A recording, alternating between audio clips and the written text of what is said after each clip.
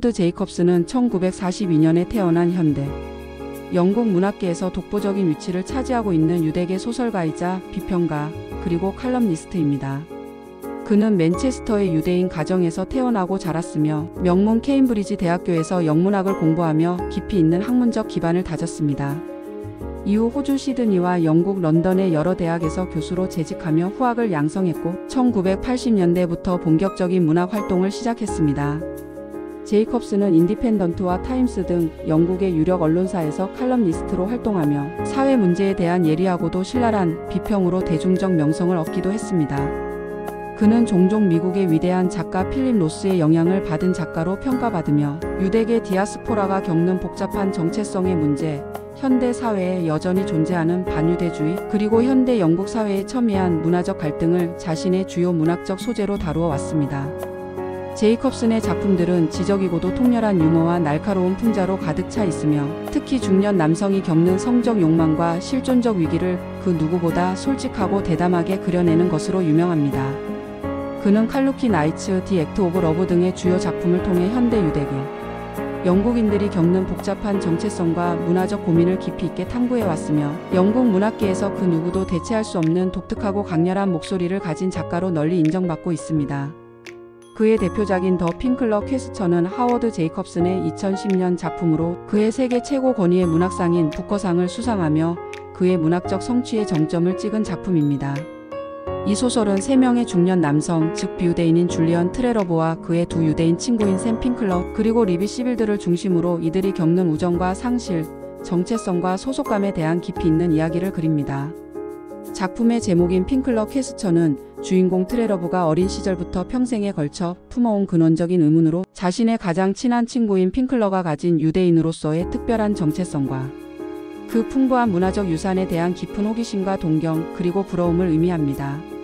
제이콥스는 이 작품을 통해 현대 영국 사회에 존재하는 미묘하고도 노골적인 반유대주의의 문제, 이스라엘과 팔레스타인 갈등을 둘러싼 복잡하고 다양한 시각들, 그리고 일부 유대계 지식인들이 겪는 자기혐오와 정체성의 혼란을 칼날처럼 날카롭게 포착합니다.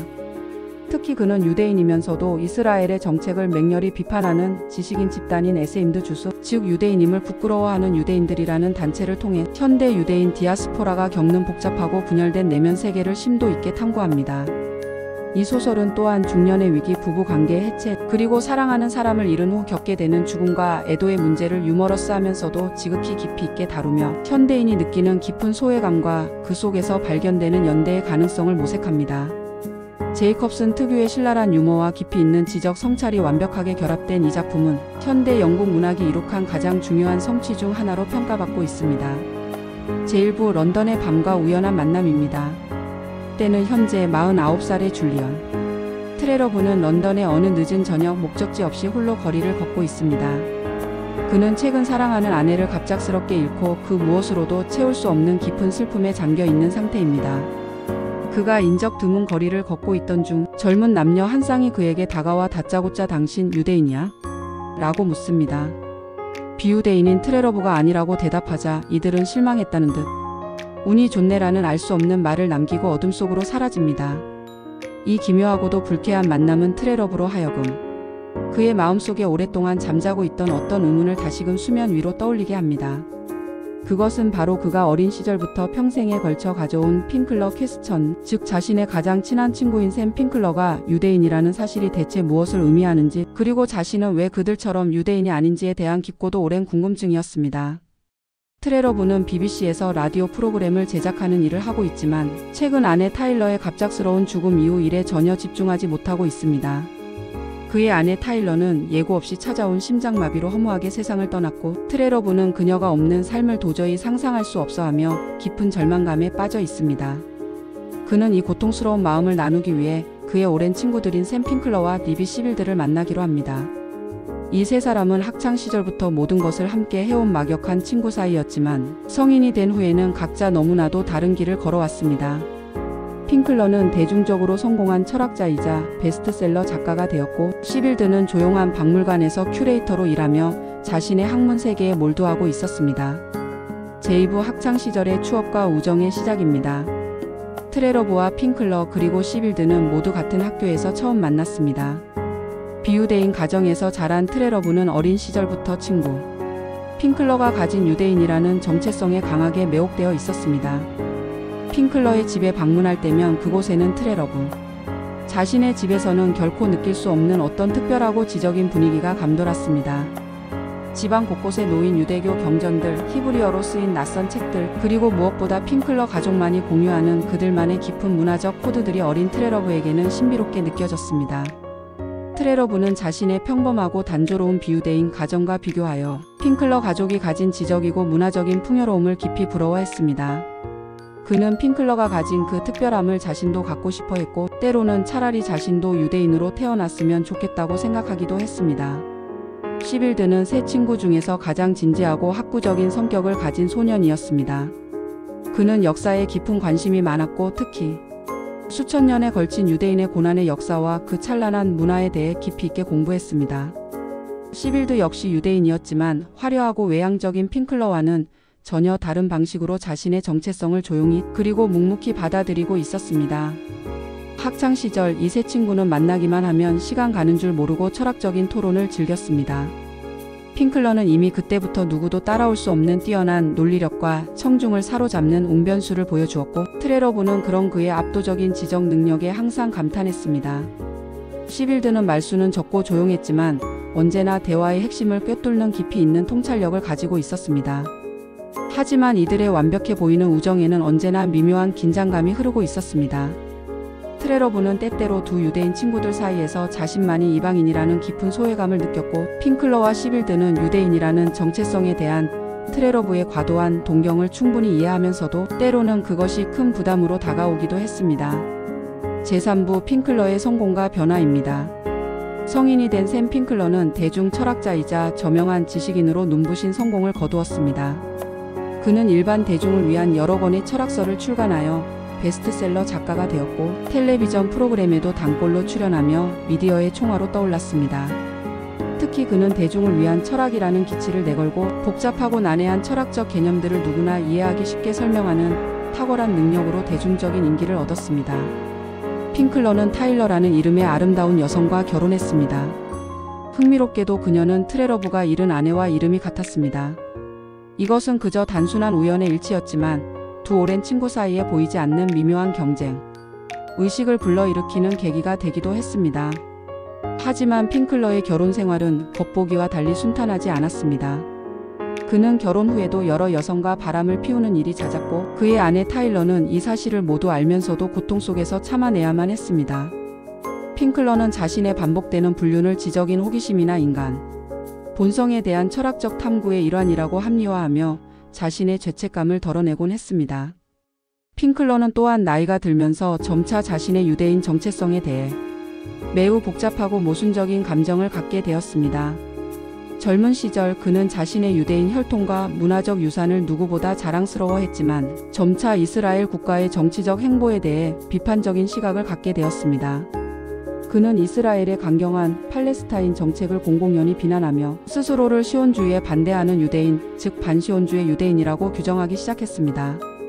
친구의 이러한 급진적인 변화는 트레러브를 무척이나 당황스럽게 만들었습니다. 그의 눈에는 핑클러가 자신이 그토록 부러워하고 갈망했던 그 특별한 유대인 정체성을 스스로 부정하고 거부하는 것처럼 보였기 때문입니다. 제4부 시빌드의 고독과 박물관에서의 일입니다. 또 다른 친구 리비 시빌드는 런던의 한 유서 깊은 박물관에서 큐레이터로 일하고 있습니다. 그는 결혼하지 않고 평생을 혼자 살며 오직 자신의 일에만 깊이 몰두하고 있습니다. 시빌드는 박물관 내에서도 특히 유대인의 비극적인 역사와 관련된 전시를 기획하고 보존하는 중요한 일을 담당하고 있습니다. 시빌드는 현재 홀로코스트 관련 특별 전시를 준비하면서 깊은 직업적, 윤리적 고민에 빠져 있습니다. 어떻게 하면 홀로코스트라는 인류 최악의 참상을 방문객들에게 왜곡 없이 적절히 전달하면서도 값싼 선정주의의 유혹에 빠지지 않을 수 있을까? 어떻게 하면 그 끔찍한 역사를 통해 방문객들에게 진정한 역사적 교훈을 줄 수 있을까? 그는 홀로코스트 생존자들을 직접 만나 인터뷰하고 그들이 간직한 유물들을 신중하게 수집하며 역사의 진실을 온전히 보존하기 위해 필사적으로 노력합니다. 하지만 동시에 그는 홀로코스트가 점차 산업화되고 있다는 깊은 우려를 갖고 있습니다. 너무나 많은 영화와 책 그리고 전시들이 홀로코스트를 경쟁적으로 다루면서 오히려 그 참상의 진정한 의미가 점점 희석되고 있는 것은 아닌가 하는 걱정입니다. 시빌드는 또한 현대 유럽 사회에서 다시 고개를 들고 있는 반유대주의의 증가에 대해서도 깊이 우려하고 있습니다. 런던 시내에서 유대인을 향한 공격 사건이 눈에 띄게 늘어나고 있고 이스라엘에 대한 정치적 비판이 손쉽게 유대인 전체에 대한 혐오, 즉 반유대주의로 번지는 경우를 자주 목격하기 때문입니다. 그는 자신의 유대인 정체성을 조용하지만 그 누구보다 확고하게 유지하고 있습니다. 친구인 핑클러처럼 자신의 정체성을 화려하게 드러내지도 않고 그렇다고 해서 결코 부정하지도 않습니다. 그는 자신이 유대인이라는 사실을 그저 담담하게 받아들이고 그에 따르는 역사적 책임을 묵묵히 다하려고 노력하는 진중한 인물입니다. 제14부 핑클러의 각성입니다. 핑클러는 에세임드 주스 활동을 계속하면서 점차 그 단체가 가진 명백한 한계를 깨닫게 됩니다. 이스라엘의 정책에 대한 비판 그 자체는 정당할 수 있지만 유대인임을 부끄러워한다는 식의 자기부정적인 태도는 결코 건설적일 수 없다는 것을 점차 인식하게 됩니다. 그러던 어느 날 그는 반이스라엘 집회에 참여했다가 명백한 반유대주의적 발언을 직접 듣게 됩니다. 이스라엘 정부의 정책에 대한 비판이 어떻게 유대인 전체에 대한 혐오와 증오로 쉽게 번져나가는지 그 끔찍한 현장을 직접 목격한 것입니다. 바로 그 순간 그는 자신의 순수한 의도와는 상관없이 자신의 활동이 의도치 않게 반유대주의를 조장하는 구실이 될 수도 있다는 위험한 사실을 깨닫습니다. 핑클러는 또한 자신의 아버지와 할아버지 세대가 유럽에서 겪어야 했던 끔찍한 고통에 대해 다시 생각하게 됩니다. 그들이 겪었던 지울 수 없는 박해와 차별의 역사를 과연 지금의 자신이 단순히 부끄러운 것으로 치부해버릴 수 있는가?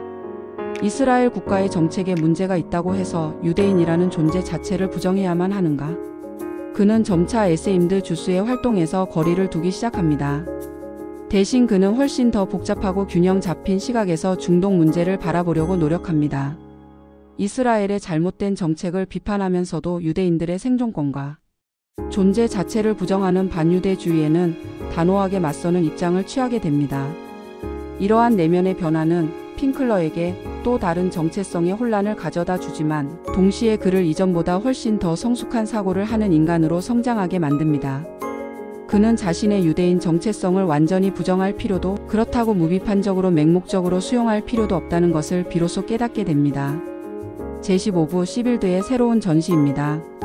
한편 시빌드는 박물관에서 런던의 유대인 과거, 현재 그리고 미래라는 제목의 새로운 대규모 전시를 기획합니다.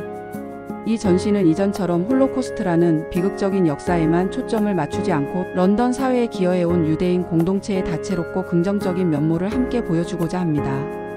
전시에는 학문과 예술, 과학 등 다양한 분야에서 유대인들이 이룩한 위대한 기여, 그들의 뛰어난 사업가 정신, 그리고 영국 사회의 발전에 공헌한 역사 등이 비중 있게 포함됩니다.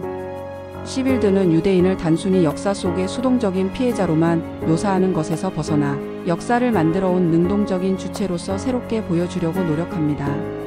하지만 이 전시를 준비하는 과정에서 여러 가지 논란이 발생합니다. 일부 유대인 단체는 홀로코스트의 비중을 충분히 다루지 않는다고 비판하고 또 다른 비평가들은 유대인을 너무 이상적이고 긍정적으로만 묘사한다고 지적합니다. 시빌드는 이러한 상반된 비판들 사이에서 역사적 진실과 교육적 효과의 균형을 잡기 위해 고군분투합니다. 마침내 열린 전시 개막식에는 트레러브와 핑클러도 참석합니다. 두 친구는 친구 시빌드의 노력과 성과를 진심으로 높이 평가하며 이러한 전시가 서로 다른 문화 간의 상호 이해를 증진시키는 데 큰 도움이 될 것이라고 믿습니다. 전시를 천천히 관람하면서 트레러브는 자신이 지금껏 전혀 몰랐던 유대인 역사의 다양하고 풍부한 측면들을 새롭게 알게 됩니다. 그는 자신이 평생을 품고 살아온 핑클러 퀘스천이 얼마나 단편적이고 순진한 질문이었는지를 깊이 깨닫습니다. 유대인이라는 정체성은 결코 하나의 고정된 형태가 아니라 수많은 개인들의 삶 속에서 다양한 모습으로 존재하는 역동적인 것임을 비로소 이해하게 됩니다. 제16부 반유대주의와의 직면입니다. 평화로워 보이는 런던에서 또다시 반유대주의 사건이 발생합니다. 그리고 이번에는 시빌드가 그 직접적인 피해자가 됩니다. 그는 늦은 밤 지하철에서 젊은이들에게 둘러싸여 반유대주의적인 욕설과 함께 신체적인 위협을 받게 됩니다. 이 충격적인 사건은 세 친구 모두에게 큰 충격을 안겨줍니다. 특히 트레러브는 과거 자신이 거리에서 겪었던 기묘한 사건과 이 일을 연결지어 생각하게 됩니다. 만약 그때 자신이 유대인이었다면 과연 자신은 어떻게 되었을까? 핑클러는 친구가 당한 이 사건을 계기로 자신이 몸담았던 에세임드 주스 활동을 완전히 중단하기로 결심합니다.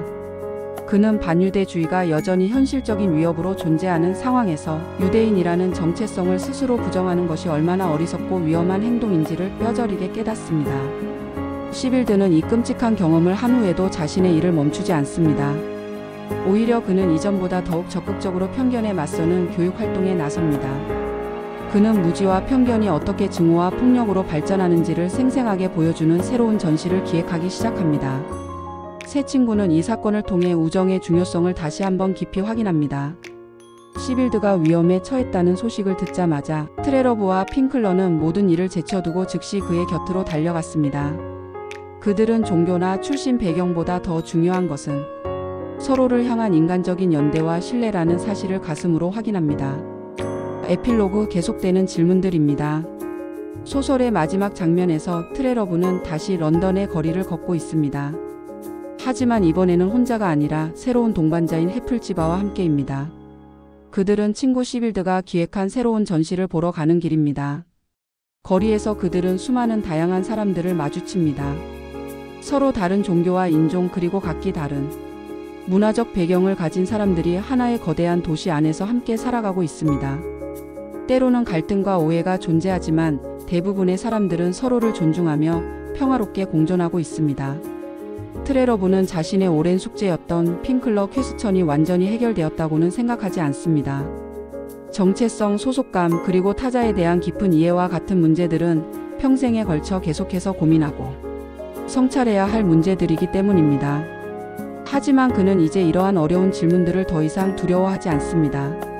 오히려 그는 이런 질문들이 자신의 삶을 더욱 풍요롭고 깊이 있게 만든다고 생각합니다. 완벽한 답을 찾는 것보다 훨씬 더 중요한 것은 계속해서 질문하고 탐구하는 자세 그 자체라는 것을 그는 지난한 과정을 통해 배웠습니다. 핑클러와 시빌드 역시 여전히 그들 자신만의 질문들을 안고 살아갑니다. 어떻게 하면 우리가 사는 이 세상을 조금 더 나은 곳으로 만들 수 있을까? 어떻게 하면 과거의 뼈아픈 교훈을 현재의 삶에 올바르게 적용할 수 있을까? 그리고 어떻게 하면 서로 다른 생각과 신념을 가진 사람들이 평화롭게 공존할 수 있을까? 이러한 질문들에 대한 완벽하고 최종적인 답은 아마 영원히 없을 것입니다. 하지만 질문하기를 멈추지 않는 것, 서로를 이해하기 위해 끊임없이 노력하는 것, 그리고 무엇보다 우정과 연대의 끈을 놓지 않는 것이 중요하다는 사실을 새 친구는 이제 분명히 깨달았습니다. 소설은 트레러브가 박물관 입구에서 그의 오랜 친구들인 핑클러와 시빌드를 기다리는 장면으로 고요하게 끝이 납니다. 오랜 친구들과의 소중한 만남을 기대하며 기다리는 그의 모습에서 우리는 새로운 희망과 삶의 연속성을 읽을 수 있습니다. 삶은 계속되고 그들의 우정도 계속될 것이며 그들의 질문들 역시 영원히 계속될 것입니다. 제공된 정보의 활용에 대한 모든 책임은 전적으로 사용자 본인에게 있습니다.